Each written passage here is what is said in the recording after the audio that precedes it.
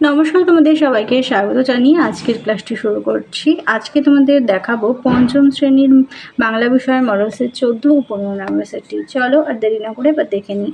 বলেছে, অনাবৃষ্টির ফলে মানুষ, পশু পাখি, গাছপালার অবস্থা কেমন হয়েছিল? অনাবৃষ্টির ফলে মানুষ, পশু পাখি, গাছপালা সব ধ্বংস হয়ে গিয়েছিল।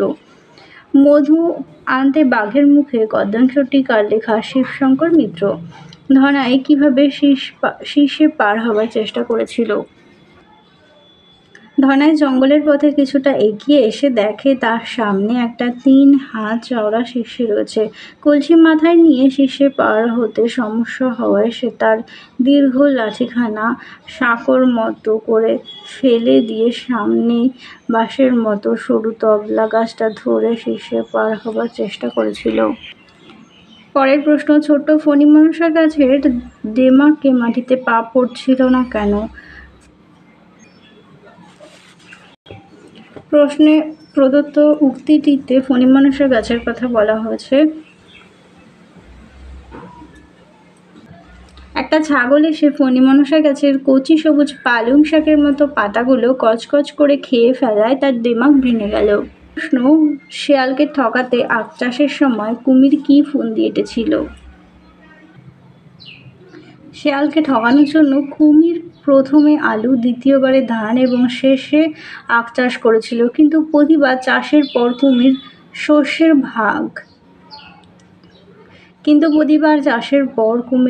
শস্যের ভাগ নিজের ইচ্ছায় বেছে নেয় এবং প্রতিবারই ঠকে। পরের প্রশ্ন, বৃষ্টি কিভাবে প্রকৃতিকে বাঁচায়? বৃষ্টি হলে প্রকৃতিতে যেন নতুন প্রাণের সঞ্চার ঘটে। বৃষ্টি হলে নদী-নালা, খাল, বিল, পুকুরগুলো জলে ভরে যায়, ফলে ভালো ফসল জন্মায়, অনেক মাছ পাওয়া যায়। বৃষ্টি হলে গাছপালাগুলো সবুজ ও সতেজ হয়ে ওঠে। 2-এর 1 দাগে আছে, মাঠ মানে ছুট কবিতাটি কবিকে কার্তিক ঘোষ। নিকেল করা বিকেলের আলোয় কবি কি দেখতে পান? কবি মাঠ দেখতে পান।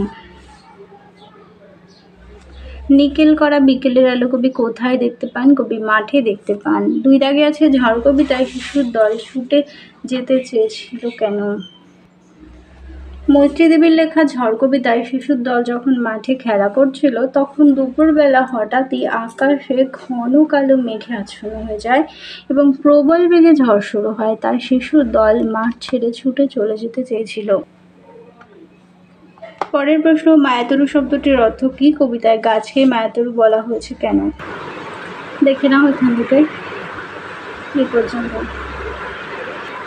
পরের প্রশ্ন, সেই দিনও কি এমনিতর মেঘের ঘন ঘটা কোন দিনের কথা বলা হয়েছে? আর সেই দিনের প্রকৃতির বর্ণনা দাও।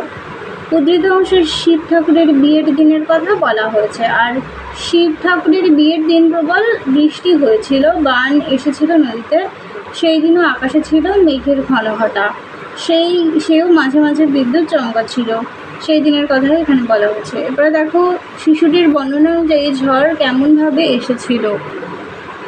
শিশুটির বর্ণনা অনুযায়ী মাঠের ধারে দুপুরবেলা হঠাৎ করে এলোমেলো বাতাস বইতে থাকে এবং অন্ধকারে সমস্ত দিক ঢেকে যায়।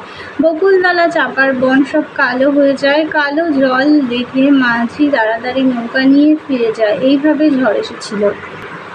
পরের প্রশ্ন, বচন বলতে কি বোঝো? বচন কয় প্রকার, কি কি? প্রত্যেক বচনের একটি করে উদাহরণ দাও।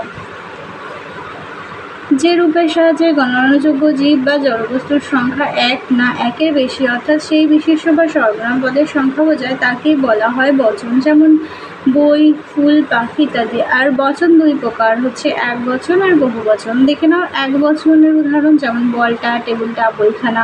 আর বহু বচন হলো বইগুলি, পাখিরা, আমরা, ফুলগুলি ইত্যাদি। পরের প্রশ্ন, লিঙ্গ বলতে কি বোঝো? লিঙ্গ কয় প্রকার ও কী কী? যে লক্ষণ বা চিহ্ন দ্বারা কোনো পদ বা শব্দ পুরুষ জাতীয়, নাকি স্ত্রী জাতীয় অথবা নারী বা পুরুষ জাতীয় কোনোটি নয় তা বোঝা যায়, সেই লক্ষণ বা চিহ্নকে লিঙ্গ বলা হয়। লিঙ্গ 4 প্রকার, পুংলিঙ্গ, স্ত্রীলিঙ্গ, উদ্লিঙ্গ আর ক্লীবলিঙ্গ। এরপরে দেখো, পুংলিঙ্গবাচক শব্দগুলো স্ত্রীলিঙ্গবাচক করতে বলেছে। বৃদ্ধ, বৃদ্ধা, সরল, সরলা, মহাশয়, মহাশয়া, সুন্দর, সুন্দরী। দেখো পরের সেটটি দেখে নাও। মাঠ মানে ছুট কবিতাটি কার লেখা? কবি কার্তিক ঘোষ। পরের প্রশ্ন, ভগবানের কাছে বর খরা হে, কে কাকে কথাগুলো বলেছিল? ব্যাঙ কথাগুলো মৌমাছিকে বলেছিল।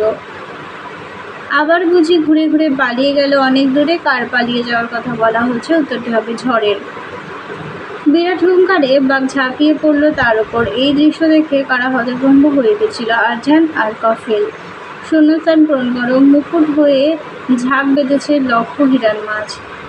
ফলে ফলে নতুন খেলা কোথায় ভেবে পায়? এই লাইনটি যে কবিতার অংশবিশেষ, সেটি হলো বৃষ্টি পড়ে টাপুর টাপুর। অর্থ লেখো। মায়া নৌকা হবে আবদার বিচালি মানে হচ্ছে খড়।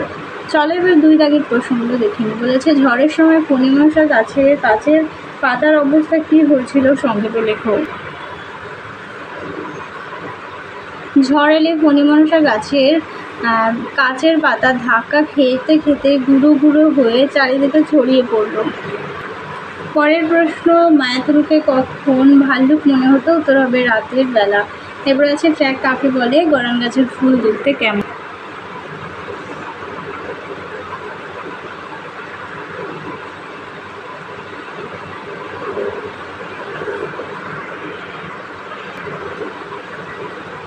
দুটো নদী একসঙ্গে মিলিত হয়ে যে ত্রিভুজ তৈরি করে, সেই ত্রিভুজ আকারের জমির মাথাকে ট্র্যাক বলা হয়।